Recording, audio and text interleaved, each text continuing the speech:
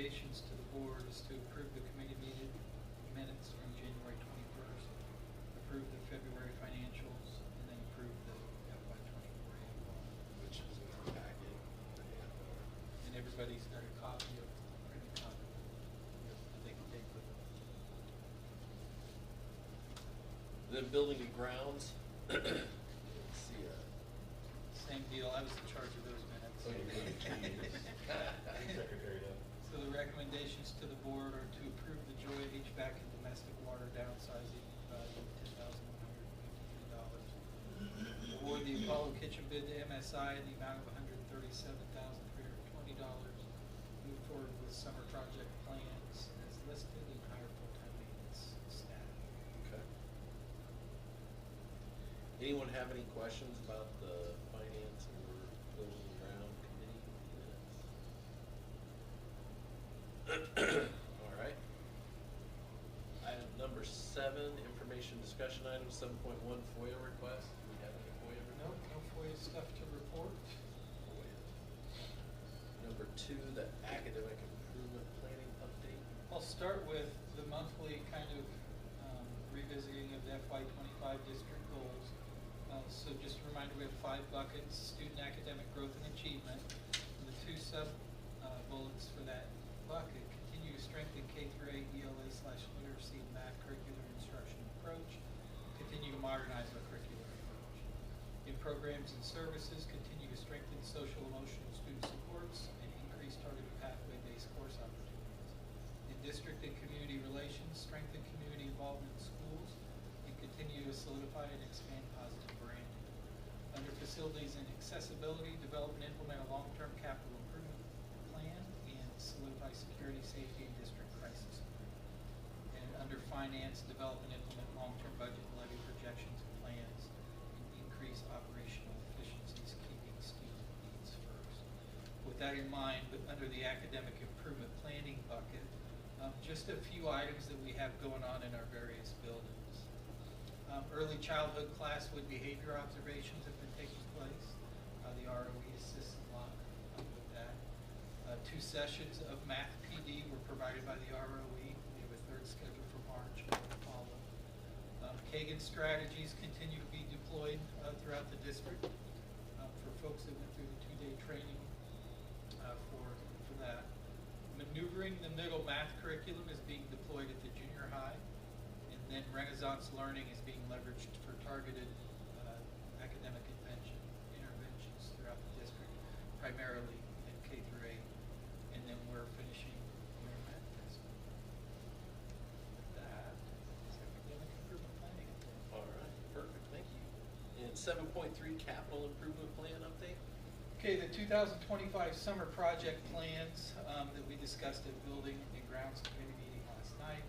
ELC is the potential HVAC and domestic water downsizing. At Apollo, security upgrades, the work to the kitchen that we'll discuss later tonight. Some small-scale concrete work, in particular, that bus lane entry that we're having issues with. And then exterior lighting and landscaping. At New Boston, we've got the building demo, the pre-K classrooms, and the parking lot to finish out the bid that was awarded, the contract that was awarded last year, or the year prior. And then we've got playground to get squared away down there in conjunction with all that work. At the junior high, security, some small-scale concrete. We've got a few areas that we'd like to make a little bit more accessible. Exterior lighting, landscaping, and then the traditional parking lot ceiling. Mr. Seaton always lines up with a potential to do some tweaking to our HVAC controls. And then at the high school, we've got vocational HVAC. That bid should come to the board for approval in March. It's open right now. And then the potential house bill. That's our capital improvement plan. All right. 7.4, district design team. Our main targeted activity right now is kind of prepping for Earth Day with a native plant focal point and plant some supported pollinators around campus. With this area, the junior high and Apollo kind of being a target. The junior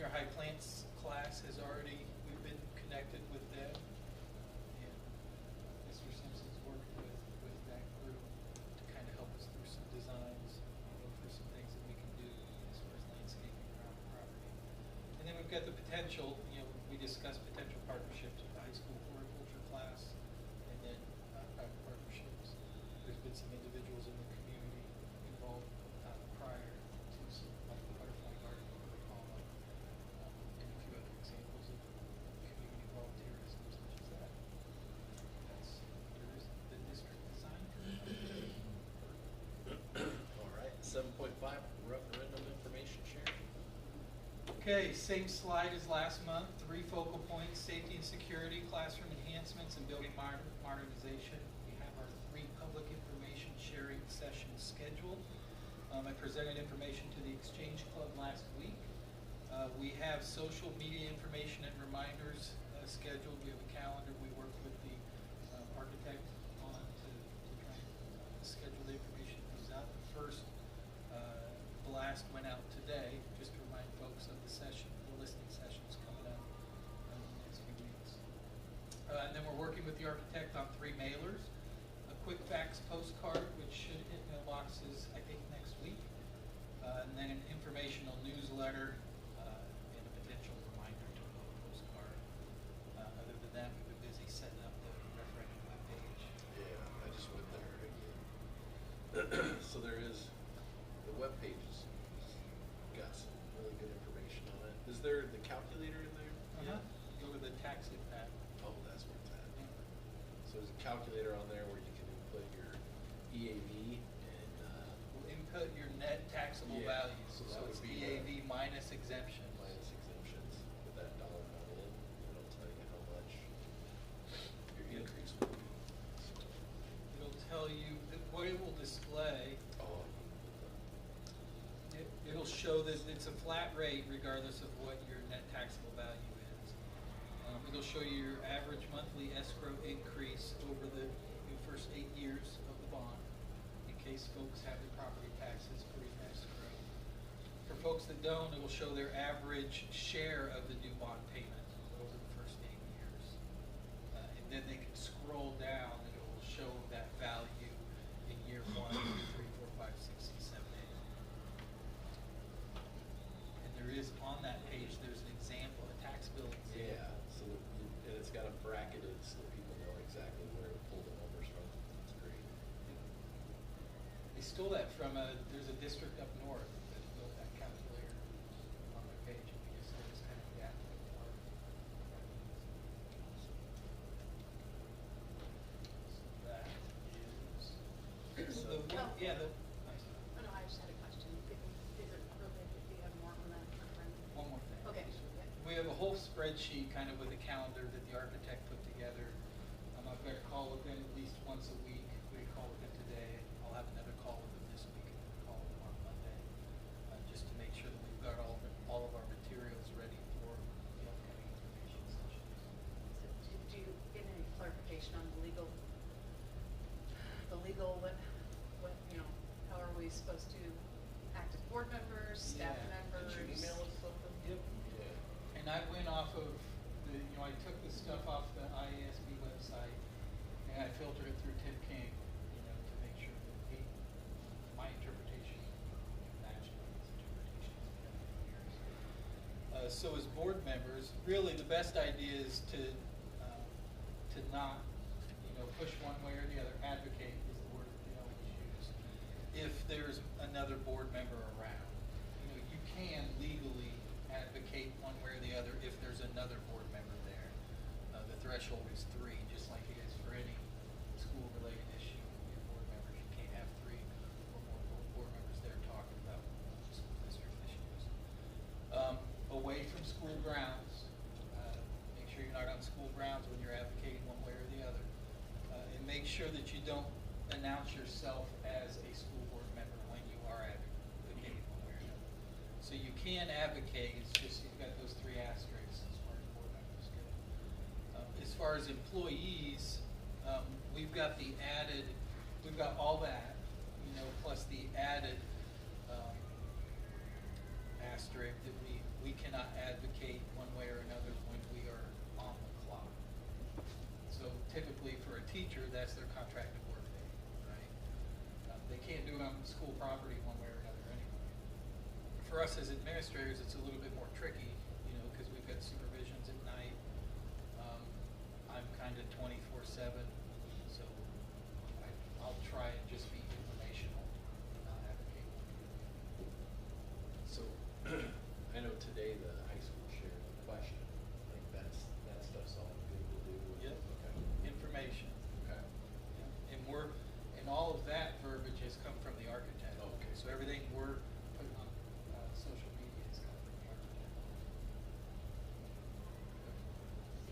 that's, I try and be clear. When I spoke with the Exchange Club last week, just tried to be clear that I'm just here to provide information.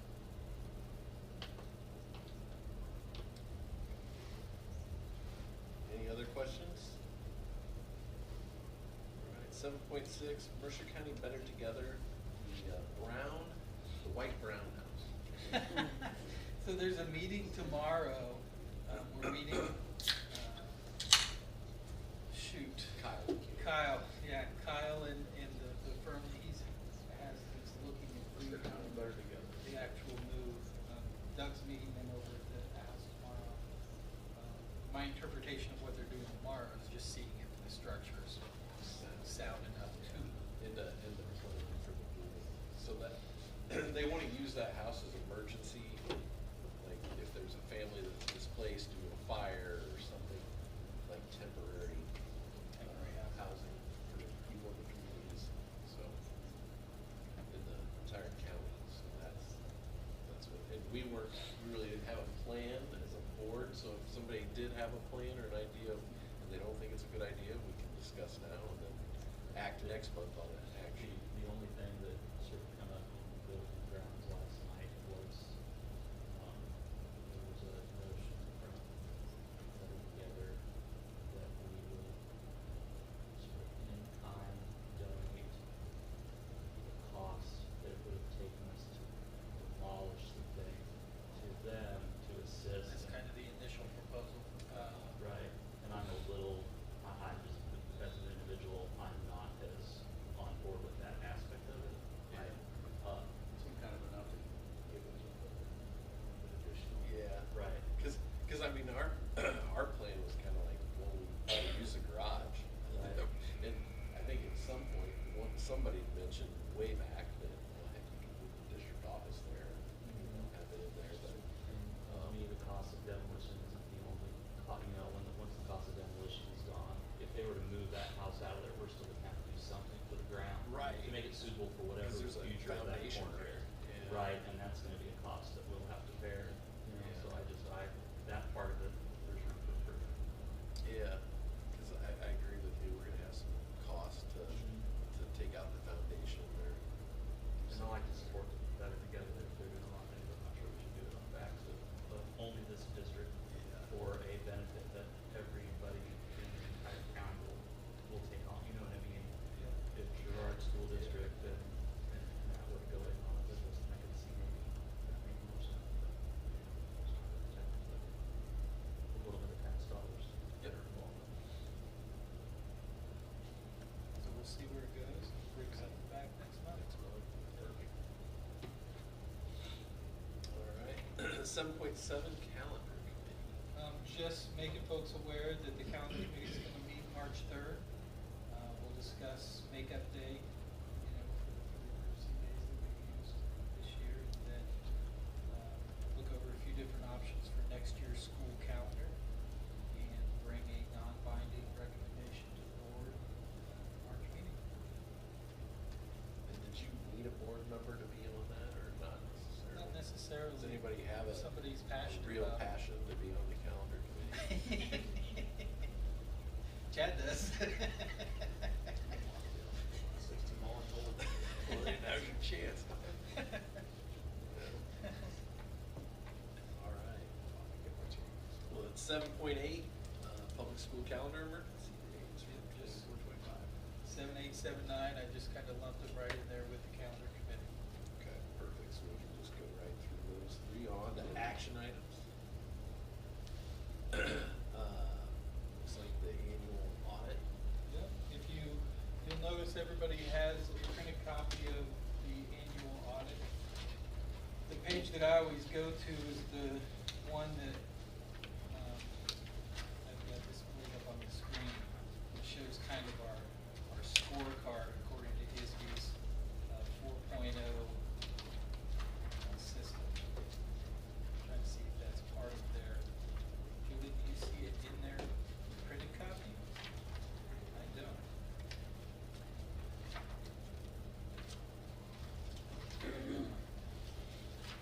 So I'll cover two things. The main thing, so on this page of our AFR, ISB rates us, every school district, in 4 different areas: fund balance to revenue ratio, expenditures to revenue ratio, days cash on hand, apology, it's 5 areas. Percent of short-term borrowing, maximum remaining, and percent of long-term debt margin. We score 4 out of 4s, so the best you can get in fund balance to revenue ratio, days cash on hand, and percent of short-term borrowing remaining.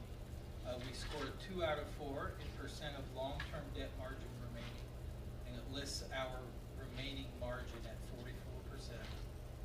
So according to their calculations, that's just how much long-term debt we have out versus how much room we have within that 100% figure. Where we score the lowest is expenditures to revenue ratio. The reason for that is in FY23, it looks like the district issued some empty cash bonds. So I'm guessing in FY23, the district scored a 4 out of 4 in that area because the revenue came in and the expenditures did not. Well, in FY24, the expenditures came in and the revenue did not. So it looks like you're spending more than you're bringing in, but it was money that was brought in for these expenditures. So although the district profile score is a 3.45 and it lists us in review, there's nothing to be concerned about because those expenditures were planned expenditures based upon revenues that were generated in the previous fiscal year.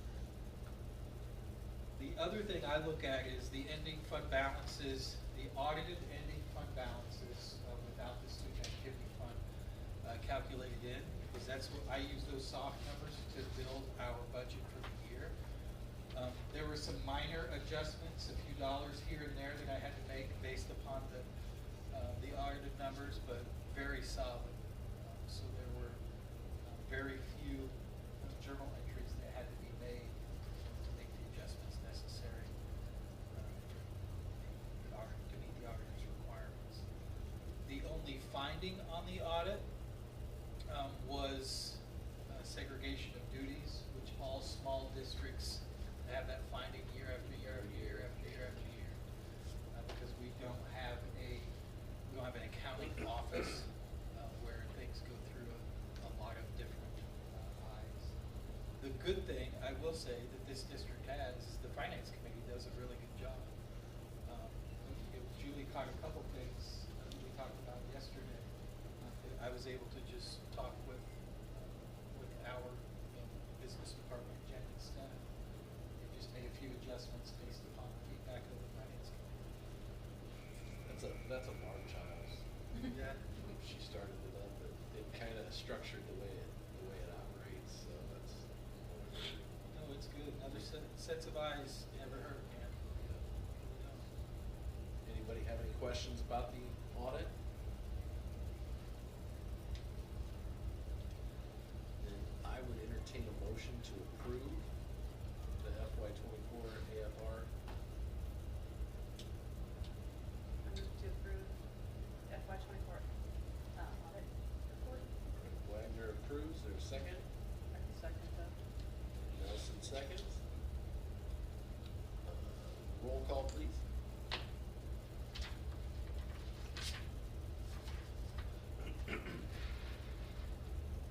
Nelson.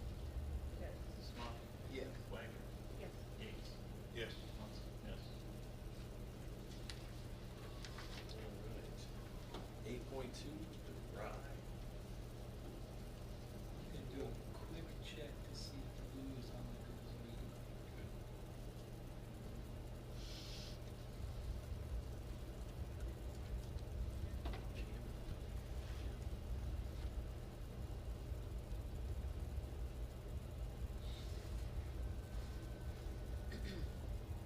Is it a big game? For him? Hey Lou, can you hear us okay?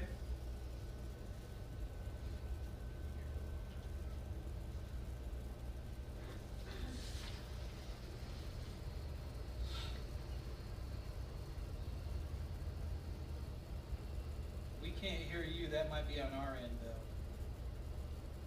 Let me try a couple things.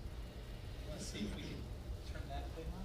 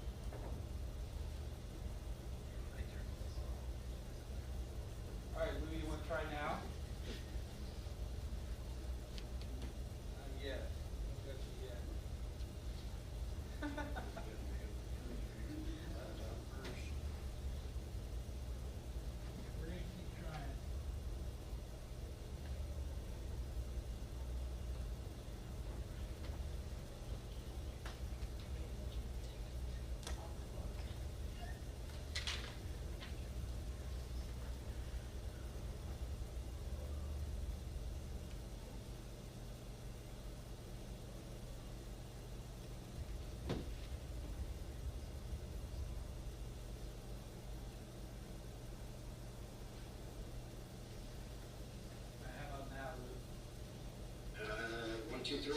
All right, good. All right. Yeah, thanks for being patient with us. No worries. Just sitting there writing emails and reading it in.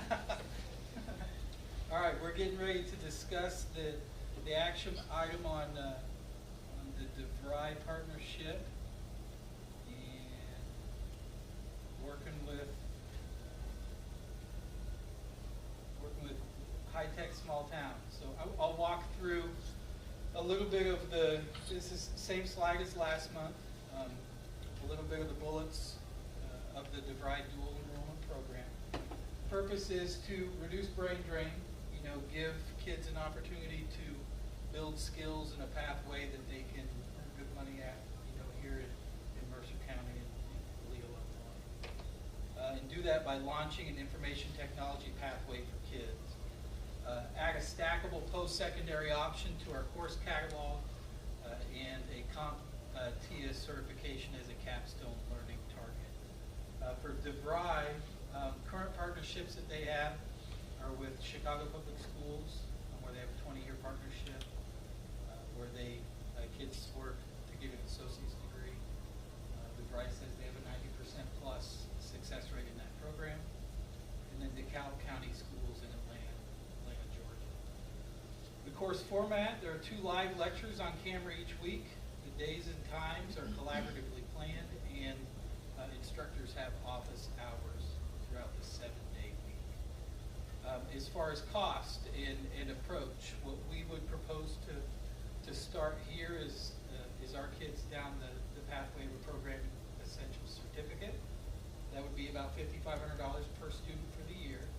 7 courses, 22 credit hours, and $250 per credit hour. DeVry would invoice us. We would anticipate the student would have some skin in the game with regards to payment for the program. And then there is a potential for high-tech small-town student scholarships to be available. There are some prerequisites for kids before they could be involved in this program: a 2.5 GPA at the end of 10th grade, a good attendance record with good behavior. They have to earn a standard placement on an active placer test in reading, writing, and math. They do get 2 attempts with tutoring in between tries if needed. And then this comes with some job placement opportunities and credit transfer opportunities from DeVry.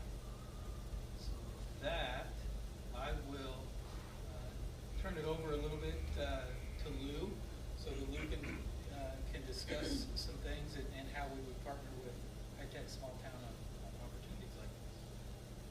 Sure. Quick correction, the program is $5,500 for the 2 years for the salary credits. Gotcha. So it's $250 per credit hour. So that would be that total cost. And I think one of the things to note is that commercial price on that is twice that, and that DeVry is already trying, in a posture of partnership, they've already come with a price that's half that to allow students to participate. The vision that we've got for the program is, I think Tim has already shared with you, is that we started a couple of years ago with the idea of bringing technology recruit into Toledo and trying to grow our technology community. And we quickly realized that it was very difficult to recruit people to come to Toledo. So we didn't give up on the idea that we could grow a tech community in Toledo, but what we came to the conclusion of was it was going to come from within. That our opportunity is to retain our kids in our community with their families and their communities. So starting with the school and starting to create that tech opportunity to come out of high school and not leave, because what we know is that when you go to college, you're very likely to stay in that college town or somewhere nearby and get a job. And you're very unlikely to return to your hometown. So if we have kids that come out of high school with a certificate and they're employable with that certificate, which we believe is true, then we believe that they have an opportunity to stay in their community, make a competitive or above competitive, above what's locally available salary, and actually have a career living in Toledo and being a part of our community. So We don't think every student that goes to the program is going to attain an Alito, but if 10 or 20% of them do, that would be a tremendous win. So that's what we're hoping for. What our participation in the program would be, I think we're looking, WJ and I are looking at a couple of different angles. One, DeVry's come halfway by having the cost. We're hoping that Mercer County Schools can contribute to that as well. We're hoping the families will contribute to that, but if there are families who can't make their personal contribution to that, if it's 250 and the school can cover 125 and the family can cover 125, that would be great. If they can't, High Tech Small Town would like to send in scholarship students so that that financial hurdle doesn't become a barrier for them participating in the program. So that's one of the ways we would like to participate. Second, we talked to Tim about potentially utilizing the tech center in Aledo as a resource for the program, for the kids. Since we've got a really nice facility, we can keep dipping with potential and guest speakers and things like that.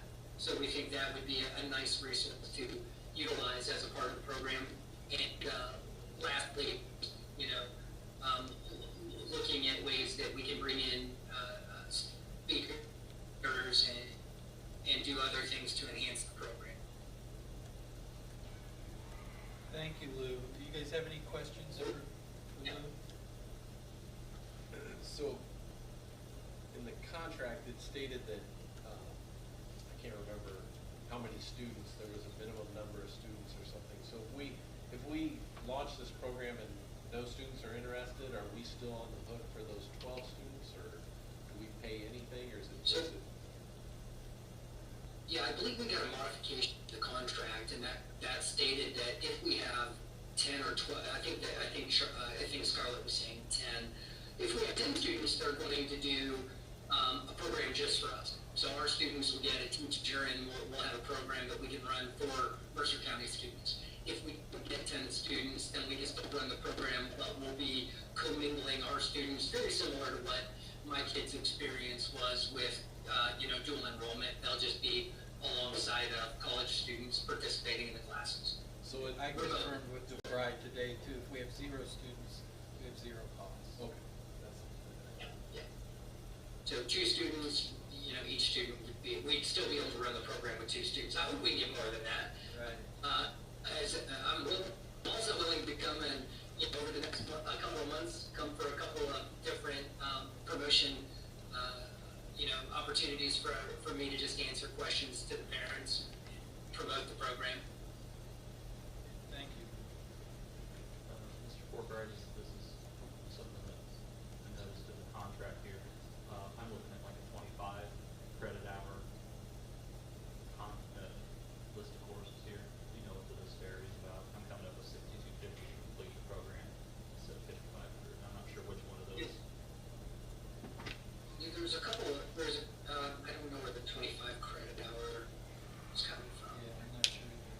Yeah, if you go to, I'm not sure which page this is in the.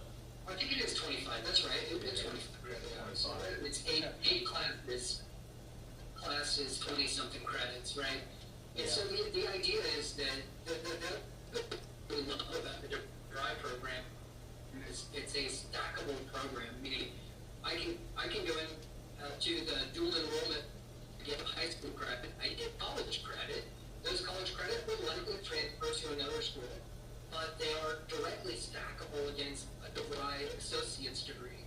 And those associate's degrees would be directly stackable against a bachelor's degree. So you could just continue working with no interruption, without any loss of credits from the dual enrollment program, and continue to work towards an associate's or a bachelor's degree. Jason, there's where I've just got displayed there, programming essentials. Right, if you go into our, one of our drive, we've got, it starts with a math, and then the rest of them are like a computer science or applications-based class that comes up with 25 instead of 22. And I just noticed that. Gotcha. Going back through the numbers. We'll verify. We worked. Yeah. And the idea is that they build an associate's semester orientation, so ideally we would love for it to be 8 classes. That way they're doing 2 classes per semester. You know, they do 8 weeks, 8 weeks, or 9 weeks, 9 weeks, however that would work out, and then they would do 4 of those, which would be the 8 classes at 3 credit hours per class at 24. And it wouldn't, do they count towards their graduation requirements? The state of Illinois? I could, I believe it. yeah, Ms. Cooper could potentially speak to that, maybe not, maybe not. One of the to-dos, I believe, Spark stated was going and mapping those codes from the classes to the high school correct requirements, and then making sure that we can get those, but they are approved in Chicago. So we just have to get the in-course code.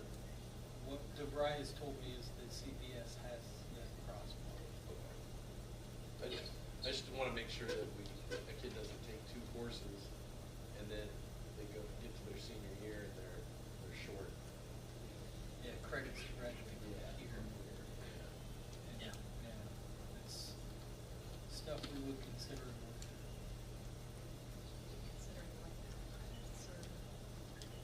Well, it depends on the course. Like, there are opportunities for computer science One courses is a we count as math, math so- credits, yeah. Math.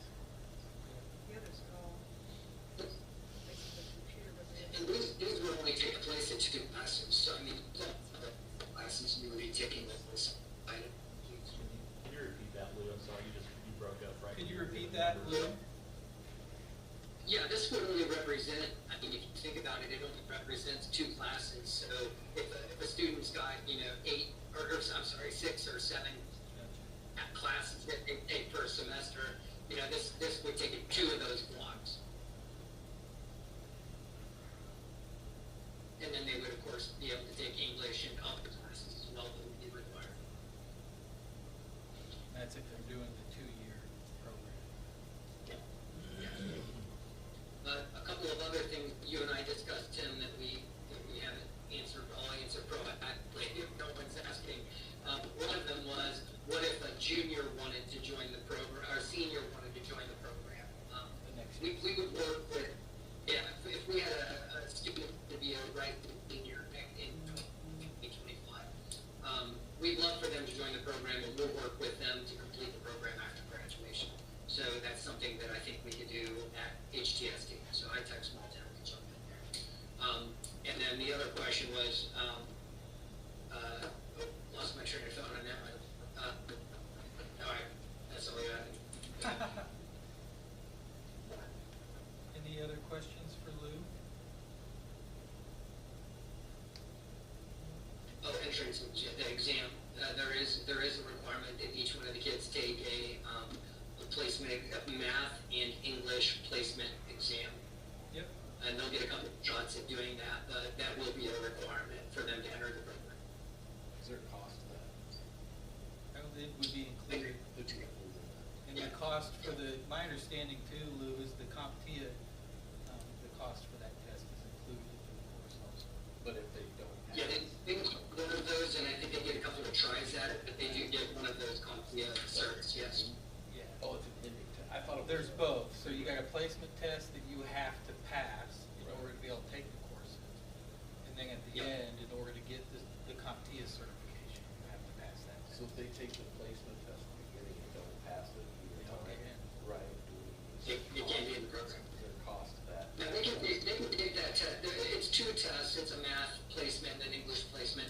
And they can take a couple of shots at passing that. But, Is there a cost to that if they don't pass? Lou, do you know if there's a cost to that if the kid doesn't pass? Does the bride charge? I'm not something? sure. Yeah, If that's, I'll cover that. I'll cover that. It Thanks, can't be Lou. like- Any other words of wisdom for us, Don't Lou? let that be, don't let that be a barrier. Any other words of wisdom for us, Lou, before I let you go? No, I just believe that, I think that this isn't the only program we should be thinking about. I think that there are other opportunities for us to look at trades. I think the computer trades are absolutely a great place to start. I think DeVry's put together a great offering for us with very low risk excited to partner with Mercer County to bring a really unique program to the community. So thanks for listening tonight. Thanks for carving out the time. We appreciate you waiting too. Yeah, no worries, guys. All right. Thanks. Thanks, Luke.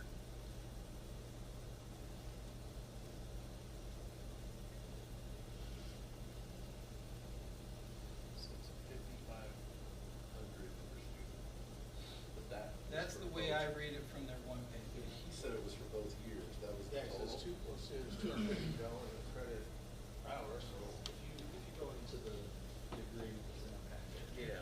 Go down to, goes on about fifth or sixth page, there's a one page that shows all the coursework, the year in high school, the number of credits. That's 8 classes, but it's 25 credits. There's some 4s and some 2s and 3s and 1s, so it's, to me, it looks like it's $6,250, but based on what's in there. Either way, you know, it's one or the other. And I looked, you know, just to see what,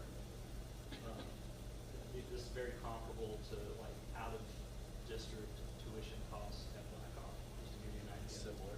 Out of district at Blackhawk is $265. Across the river, Clinton, Scott, Muscatine, Louisa, counties in Iowa are like 180. So this is very, I mean, price-wise, it's very competitive. And Mrs. Cooper, maybe you could help me out, or Mr. Corker, either one of you. For our dual credit students now at BHC, the parents get, based on the performance of the student, they get some of that back if their student. Right now. Yeah, that's been funded by some research like in Mercer. Right, so that may not be applicable to this. So when we looked into it, Blackhawk cost would be around $3,300. Blackhawk is about $150 per credit for our students. 150. And I did make the flat line too. Yeah. I don't know, I just pulled Well, my numbers you were off. pulling out of district. Well, I have the in-district, I had 164, but they may be giving us a And I deal. know, yeah. Yeah, they may be giving us a deal, but I got So in-district. out of I was like district is 164. if you're not in the Blackhawk Community College District, like say you live in Abingdon, Jody, like Abingdon, somewhere, because Abingdon's in Carl Sandburg, I think, so. Gotcha. Yeah, this ride is very close to like Blackhawks out of district cost, which if you ever think about the ride, we are out of Pride district, so it's, you know, to me, it's more competitive than the $500 we're giving. I mean, there's gonna be certain families that this gives some sticker shock too. But I you know, I don't know how much more affordable the ride can make it, you know, for a for-profit institution, this is pretty competitive.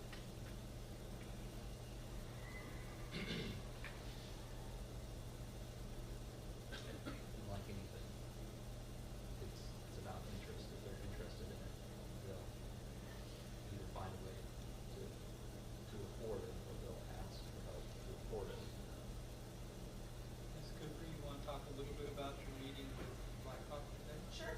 So, met with a couple different people, and we talked through kind of some options that they would have too.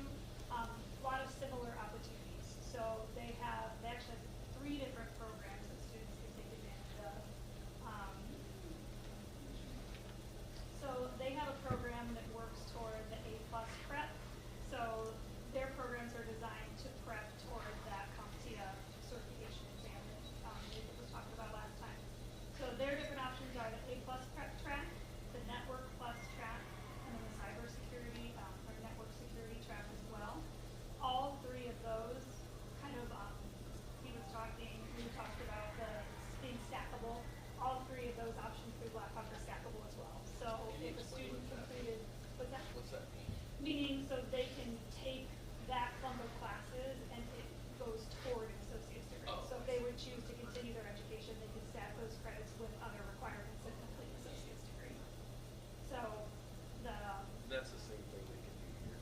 yeah, derived piece that they can do through there too, yep.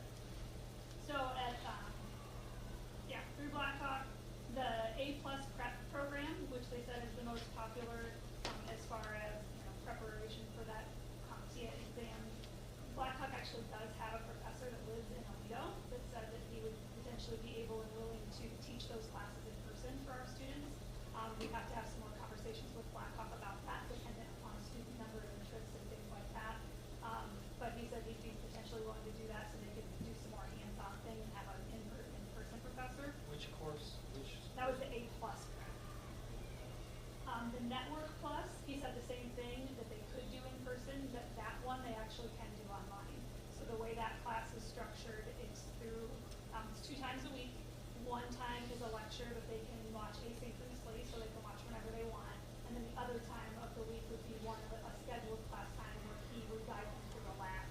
So, and that's because the A+ is more working with hardware. So Derive, I think the big difference is Derive is kind of is focused on programming, whereas from what I've understood, Blackhawk's A+ prep is more like computer hardware, networking, and things like that.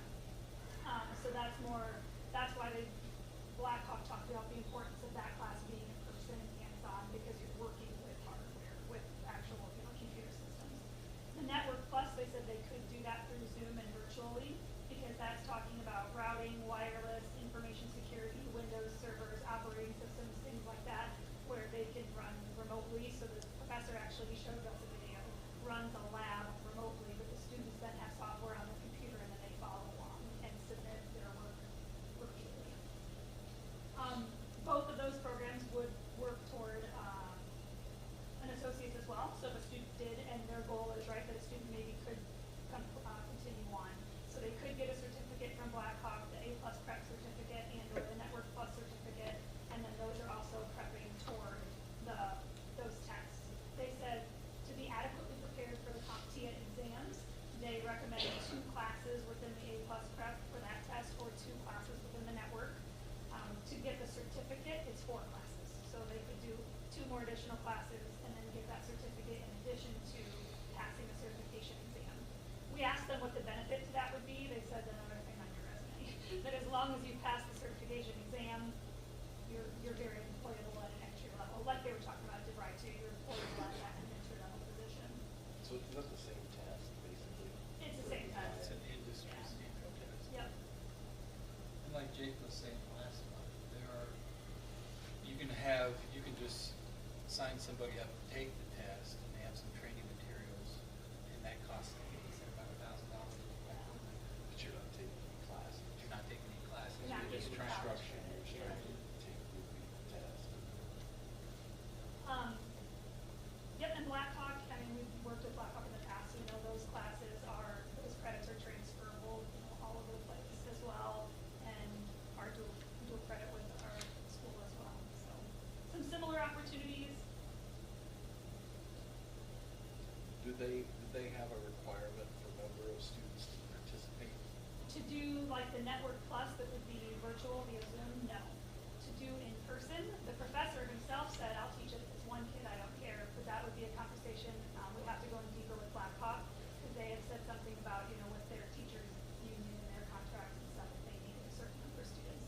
So I don't know about that one for sure. We'd have to get into some bigger conversations with them, but they seem very willing, to work with us to see if anything can happen.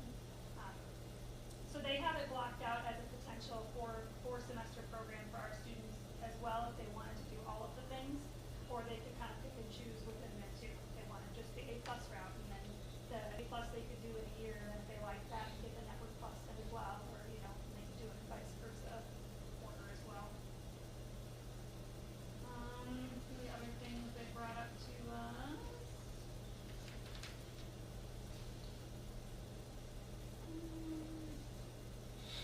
Yeah, that was the big stuff. Any questions about the Blackhawk stuff that I know of? Do you see any reason why both of these things, the Drive, Blackhawk one, couldn't live together in our offerings at high school? They could, yeah. I mean, they're prepping for the same thing. They're prepping for the same test, but this one is more of a, this sounds to me more like application oriented, and this other one sounds more like Yeah. solid state hardware stuff. Am I understanding And we that could right? potentially offer both, yeah. Because I assume both those things are available, and especially if it's like a virtual or a blended offering. And then, is there a situation, I don't know who wants to answer this question, where we offer so much of this kind of stuff, which I'm all about, where we could somehow get ourselves in a situation where our enrollment gets weird with these sort of off-site vendors, that's going to cost teachers jobs. Is this gonna take away, you know what I mean? Like, is Yeah. it gonna lower the demand in I would such a say, I way? mean, and Mr. Porker, maybe you can chime in too if I misrepresent. I think in our conversations, the goal would be if we built up an interest, then maybe we get to the point where we need to hire. We do it teachers, in-house right? To do it eventually, in-house, right. That's, I mean, that Dream seems like a. is- That's the dream. The Yeah. dream is to Right. have somebody passionate about this on staff. mm-hmm. And then they can teach it on staff. They can be the guy on the side if somebody's wanting to take the Bride courses or Blackhawk courses. They're the driver at High Tech Small Town, you know, for boot camps and stuff like that. It's just like any program. You know, if you've got somebody that's super passionate about it, kids, and they're a good teacher. Yeah. Kids Oh, are yeah. drawn.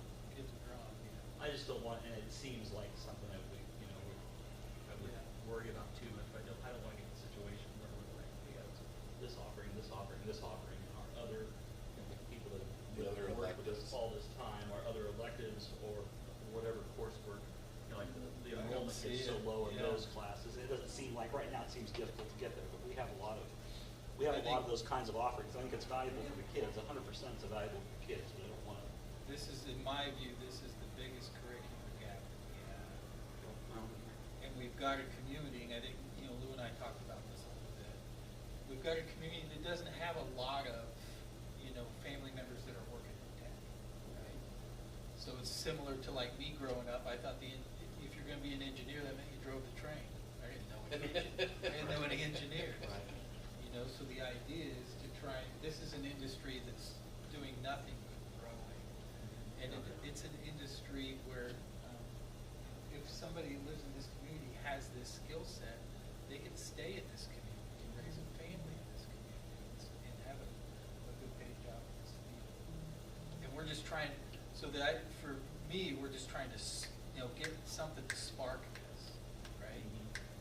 Get a few kids out there that are interested in this type of technology, and some of them might be disengaging in their other coursework because the traditional, you know, delivery method isn't. So would this be something that when parents sign up at beginning of the school year?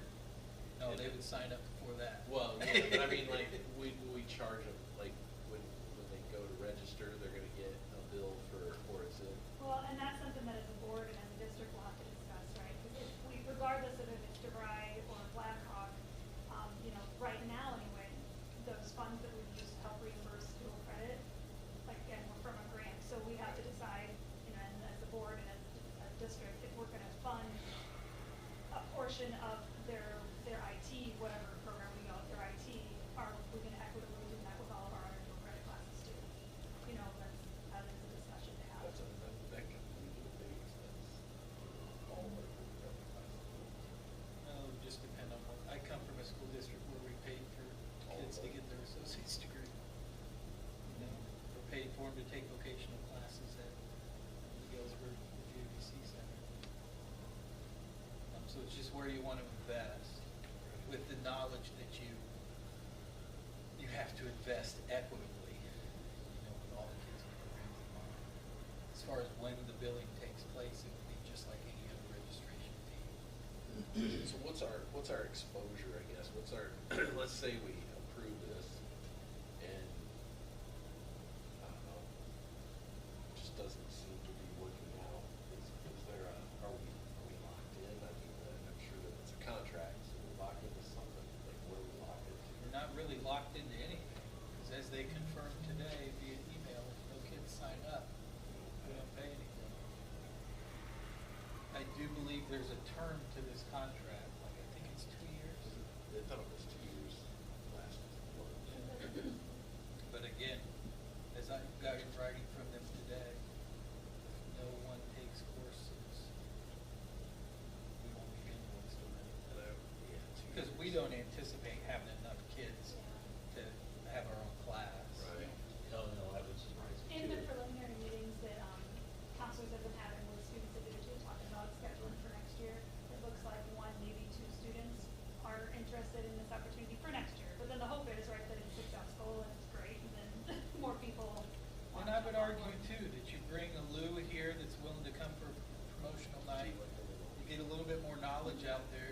kids, if you take an interest survey, again, I didn't wanna drive a train. Right. But I might have been an engineer, or whatever it was. And Blackhawk did say too, that they would be, I mean, if depending on what's decided tonight, if you wanna pursue anything with Blackhawk too, would they be willing to come and speak as well and share, and come to like our dual enrollment? We already have a dual credit night scheduled for March 25th, I think it is. Blackhawk comes and talks to all of our students that are interested in dual credit anyway, so they try to recruit. Well, I like the idea of the network and hardware stuff, because, you know, kids are interested in different things. So, Yeah. I guess, like Jason said, is there a reason why the two programs, you know, maybe it's not, you know, you don't have the Blackhawk that follows to get exactly this, but it has the other aspects of it. CompTIA certification is a big step. Yeah. Regardless of what direction you go. Right. When you get beyond the A+ prep and the Network Plus prep, it looks like in the information that Blackhawk gave us, they do have programming options as well, through like Linux, which is part of what DeVry was using. So they have that as well, and that fits into their overarching cybersecurity degree, which is the associate's degree that these would all fall into. But it's, they just don't have a smaller, I guess. Just that, just that comes together. But I know Jake was talking, and this is where tech is so far beyond me. Jake was talking about which one he thought would be more beneficial for the test prep, and I don't remember what he said. The thing that I like about the DeVry model is it's an innovative model too. So it's a little bit more competency based, where you take, you know, you advance through your courses, not in 16-week chunks, but in smaller chunks. And that's what you know, Blackhawk is a really good partner. We've got a good relationship with Blackhawk. And I'd like to keep pushing them to innovate, you know, delivery models, so we can get more and more students involved in their coursework. I'd like to, I'm less worried about DeVry than I was a month ago. Probably the only question, maybe the only question I love about DeVry is I went to high school with a guy who went to DeVry. I don't know what their transferability outside of DeVry is. I know a little more about Blackhawk because it's our, you know, it's our college district, so I would be interested to know, I guess, if they're, you know, if I've got this certificate at DeVry, is Blackhawk or Ambrose or MTI or any of those places, is that, you know, can I walk in the door and they recognize me as a sophomore in pursuit of an associate's degree or something like that? I know that Blackhawk has those kinds of relationships around here, but I'm not sure what DeVry is, so that makes me a little hesitant. That being said, it's still coursework that's competent, you know, comparable to, I mean, they could go to DeVry and be a sophomore, you know, so it's. I would anticipate the transferability would be comparable with these courses. You know, if you were to take these courses at Blackhawk and then go to Blackhawk College and work to earn an associate's degree, these courses are gonna fulfill some of your requirements, but they're still gonna have a lot of the other gen ed requirements that you're gonna have to take that are outside of computer science. The only way that these courses like really help you as far as a degree goes, I think, is if you're going after a computer science degree for your institution. And then, depends on what institution you go to. If you're going to a private institution, they're gonna treat everybody however they wanna treat everybody. If you're going to a public institution, you have a better chance of transfer. No matter where that varies. I didn't think to ask you about this earlier. Will they, you know, I think financially support both, you know, like if we get students doing the DeVry program, if we end up having a conversation with Blackhawk, if we can, you know, make a program with them work well, do you think high-tech small town will, you know, potentially offer a scholarship? My feel of a relationship with high-tech small town is, it doesn't matter which direction they go, they want to support. They want the technology. They want kids involved in this skill set, right? Right. However, that's kind of how it's like their whole mission. I guess if we're transparent with the parents, so they understand the cost, we lay it all out there, they know what they're getting into.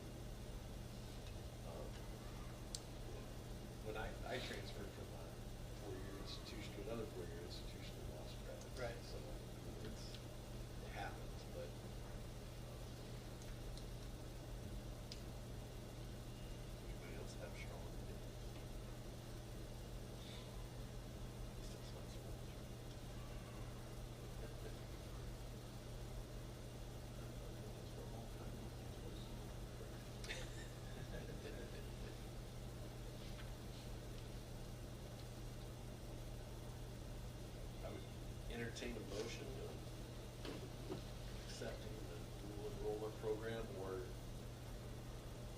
tabling or whatever. I would suggest we don't table. We either do it or we don't. Entertain a motion. I'll move to approve it, no enrollment. Yates. What needs to be Yep. approved. Yep. Is there a second? I'll second. Listen. 26 seconds. Do a roll call. Right?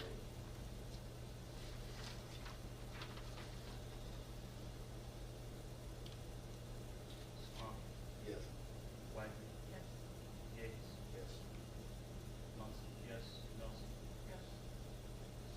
Motion carries 5-0. All right. Joy, 8.3, Joy HVAC, domestic water downsizing. Okay, we have a proposal from Northwest Mechanical in the amount of $10,153. Cut, cap, and drain water main lines for the domestic water lines to the south end of the building and the old gym. Open fixtures to allow water in and aid in draining lines. Cut, cap, and drain heating water lines feeding the south building and the old gym. Add bypass valves where required to maintain flow on pump zones or on zone pumps. Pull fuses to disable hot water pumps to bring operation after changes and then complete a check the leaks and verify proper operation. Now, the only problem with that is eliminate the old gym.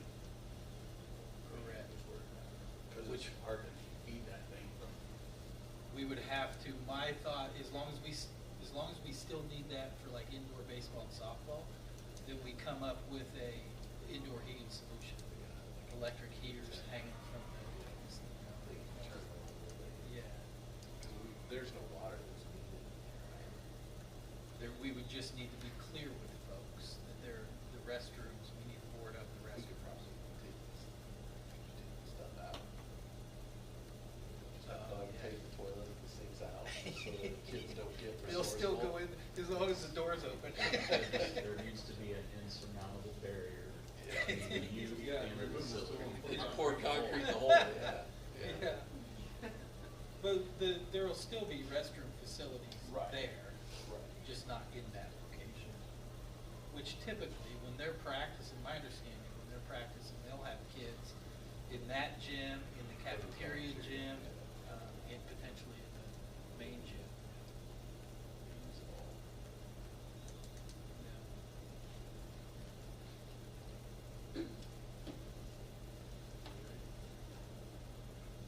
I would entertain a motion to approve the Joy HVAC and domestic water downsizing in the amount of $10,150 to Northwest Mechanical. On the condition that we make the old gym usable. Oh, right? that's fine, yeah. Is the one that's conditioned on that. Fully, yeah, that's the full intention. So, yeah.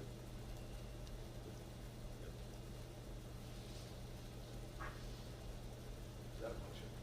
No, I'm looking for a motion. Well, I thought that was I the thought motion. that, Oh, is that yeah, I not- thought he already made it. Yeah, I know that was the motion. I said I'd entertain one, Okay. but I guess I'll make it. I'll She, make well, it. she kind of What do we made it call it? with the condition that. Condition of which, what do we call it, Jim, just like? Old gym. What do you guys call that gym? The old gym. All right, no worries for me. We only have old gyms. I just added Well, to the language on here, condition, keep old gym usable.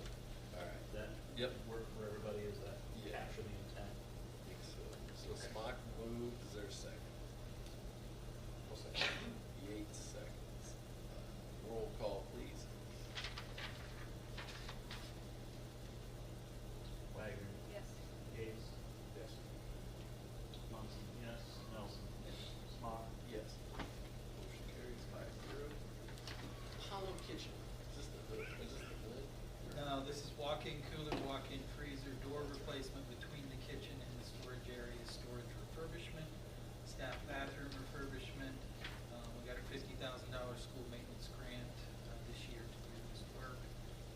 Bid, the lowest responsible bid was from MSI in the amount of $137,820. I saw it was a little higher than the estimate that the architect thought it would cost, right? Yep, we had two bids, Inflation. one from MSI, one from Labrador Construction. You want to be not responsible? No. Like you said something. You Well, had to be lowest responsible bid, yeah. I thought maybe- It was for it was I for thought maybe $92,000. Uncle Bill said 90,000. It was handwritten. That'd be one month. Have we ever had mechanical services? Probably with a do gray work? pen. Have we ever had mechanical services do work for us? Not since July. Not since July. Oh, were they here? No, I mean, I No, don't like, know. he doesn't know. That was just why I figured. Oh, I it see was what you're like, saying there. Not since I don't remember them, but. I don't, to be the name honest, doesn't sound familiar. They Like do, they're Northwest Galesburg Mechanical. based, they do a lot of work around there. Yeah, Northwest Mechanical. Oh. It's MSI. MSI is very reputable, yeah. That's probably, yeah.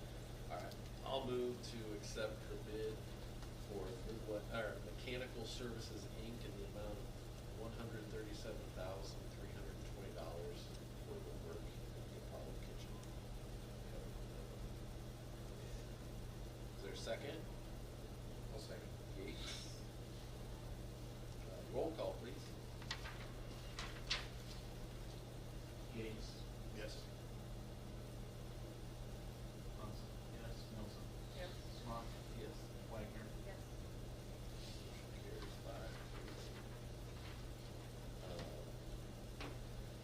Administrative reports, love the pictures. I like pictures. We just kind of walk through for the folks who are here. District, we don't have anything. ELC, Paulo, Mr. Robertson, anything in particular off your admin report you want to emphasize? No, just, we're finishing up winter testing and then continuing. We have the state assessment coming in April, so we'll start. Reading, math, third to fifth grade, science, grade. We had, for our PBIS assembly, Ryan Carrasco came and did a concert for our kids, and he did it for free, so we were so thankful for that. And, I mean, it's one of the best, the kids loved it, so Yeah. it's amazing. Good to have local people, helping out the schools. He said his own kids didn't really appreciate it. Everybody but his own Yeah, kids. yeah, I like that, that's funny. Dad's always lame. Yeah. New Boston, Dr. Robertson.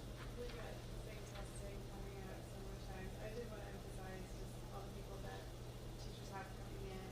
We got Ireland class for first, second, and now third grade, Gregorian for fourth grade, mystery readers in second grade. Like the dental presenters came in and they'll be coming in again for various schedules. And we just found a lot of the teachers and for a lot of people to come in, especially on these Wednesdays. Just nice to have a lot of people. Mr. Sedan, junior high, sounds like the volleyball girls are, I know Somebody's somebody won winning. their first game, but it's a heated match and they're winning. But I just had the one piece that I forgot to put on there was from Friday. We had our Valentine's dance that we hosted. And that's always a big deal at the junior high level. Yeah, girls on one side, boys on the other. A lot of tag and chasing. They got through that and no complaints and positive that experience for the kids. I see your disciplinary summary was like a great one, it looked like. Yeah, I was impressed. well, we were close a lot of Well. Hey, I think let like it be a the full win. weather- Just let it be a win. Some people choose not to go to school and smoke it. Yeah, yeah, It is hard. it's true. Ms. Cooper, high school? Yeah, so we had, today we did, for our Wednesday afternoon, we did a PD session, led by yours truly, I don't know how great that is, but that we looked at some research. John Hattie's research in education is big, you guys all know who John Hattie is, and his visible learning. So did some PD aligning with best practices in the classroom and how that can help us accomplish our building goals. So our two building goals this year surrounding student engagement and building our high staff pride and culture within our building. So it was good. It was a really good 45 minutes where we looked at some data and evaluated some good practice. And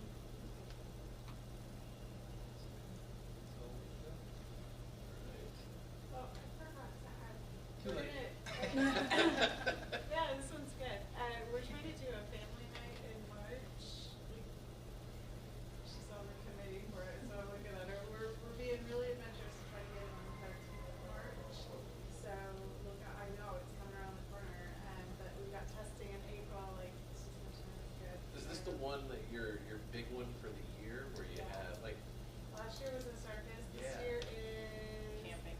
Camping. for We're some giving reason I thought it away was later. tent.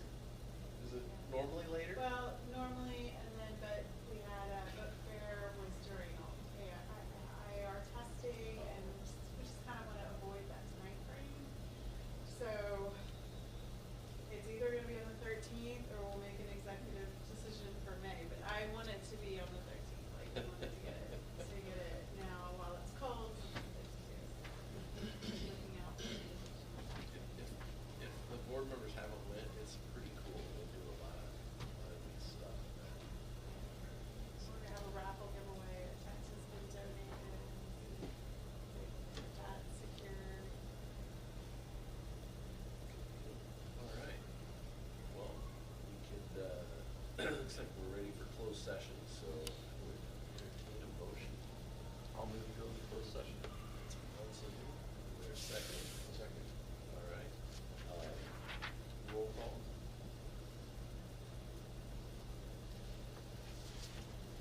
Poor Leanne, we could drag on that. I know she would've.